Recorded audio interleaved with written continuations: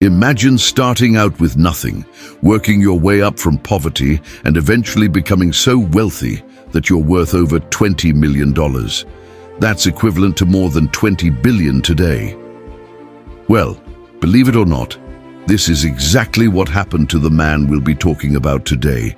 In fact, he was such a shrewd businessman that he was able to turn a meager living wage job into an empire that would make him America's very first multi-millionaire.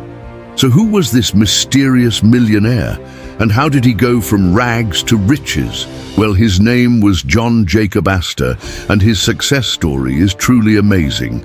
To start off, Astor was born in 1763 in a tiny village in Germany. Now, to put it lightly, Astor's family wasn't exactly rolling in dough. In fact, they were dirt poor. And because of this, he had a pretty rough childhood. To make ends meet, his father had to work as a poor farmer, while his mother took on odd jobs here and there to help out.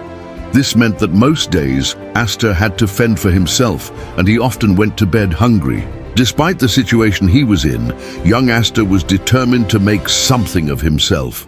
He knew that if he didn't do something drastic, he would probably end up like his father, stuck working the same crappy farm for the rest of his life.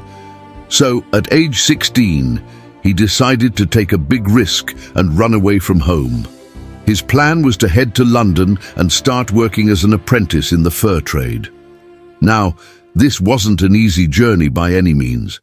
In fact, it was filled with many obstacles. For example, at one point he got so hungry that he was forced to eat a loaf of bread that had been thrown out because it was covered in maggots. But despite all these setbacks, Astor refused to give up. He knew that if he could just get to London, he would be able to turn his life around. Luckily, after several months of traveling, he finally made it to the city. But unfortunately, things didn't really start off too great. When he got there, he only had a few shillings in his pocket and couldn't find a single person he knew, so he was forced to sleep out in the streets. Luckily, after a few weeks, he was able to save up enough money to rent a small room and start working odd jobs here and there. While he was doing this, he met a lot of people in the fur trading business and started learning everything he could about it. And after a few years of working hard and saving every penny, he was finally able to buy his own small ship and start his own business. Now, before we go into how he became one of the richest men of all time, we need to talk about how popular fur pelts were in Europe at this time. You see, back in the 18th century, beaver hats were all the rage in Europe. They were considered to be the height of fashion, and everyone who was anyone wanted to wear one. Because of this, there was an extremely high demand for beaver pelts, and traders were willing to pay top dollar for them. So armed with this knowledge, Astor set sail for America with the goal of trapping beavers and selling their pelts for a profit.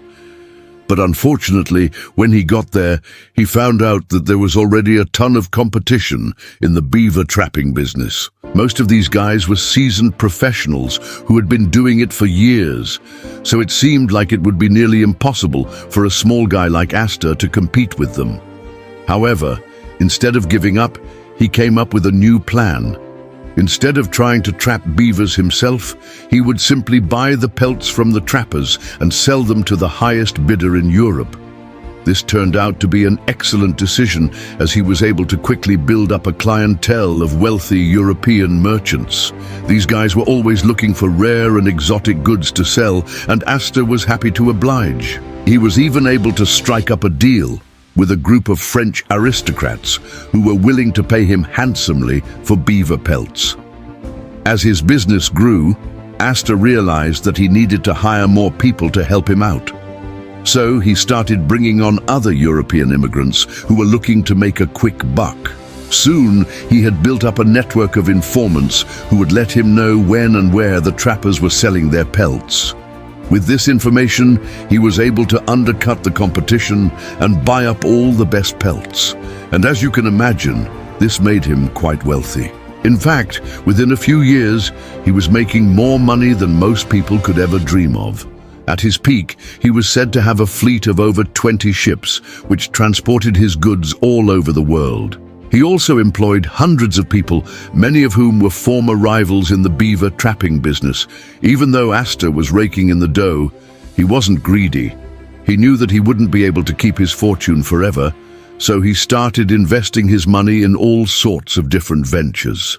One of his smartest investments was in real estate. He saw that New York was rapidly growing, and he wanted to be part of that growth.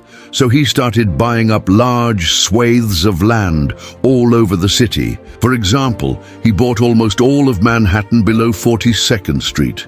If that's not a huge area, well, I don't know what is. And as New York continued to grow, the value of Astor's real estate holdings skyrocketed.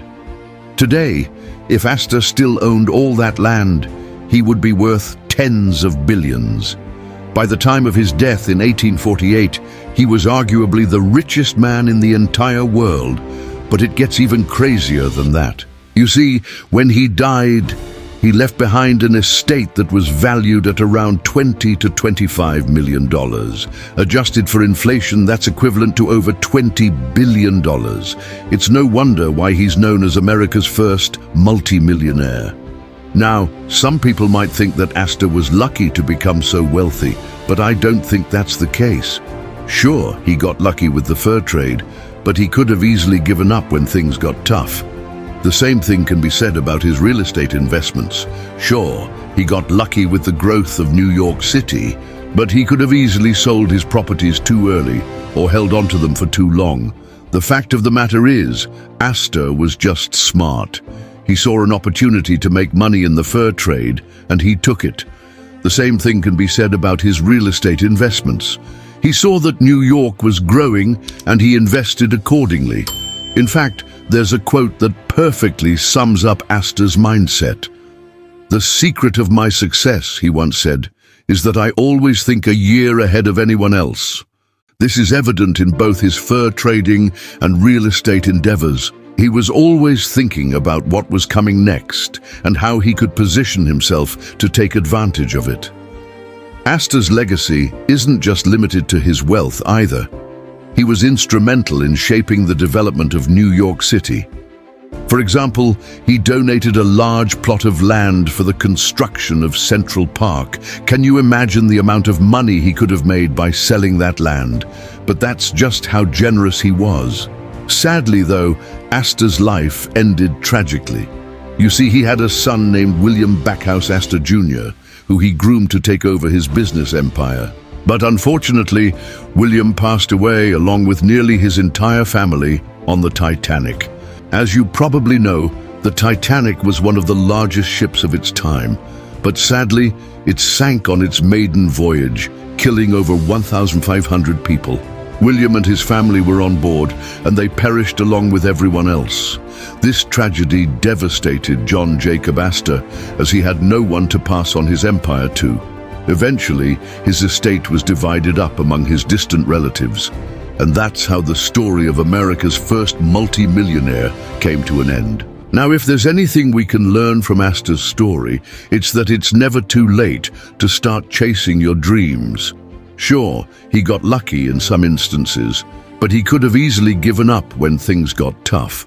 The same thing can be said about his real estate investments. He could have easily sold his properties too early or held on to them for too long. But he was smart. He saw an opportunity to make money in the fur trade, and he took it. The same thing can be said about his real estate investments. He saw that New York was growing, and he invested accordingly. In fact, there's a quote that perfectly sums up Astor's mindset.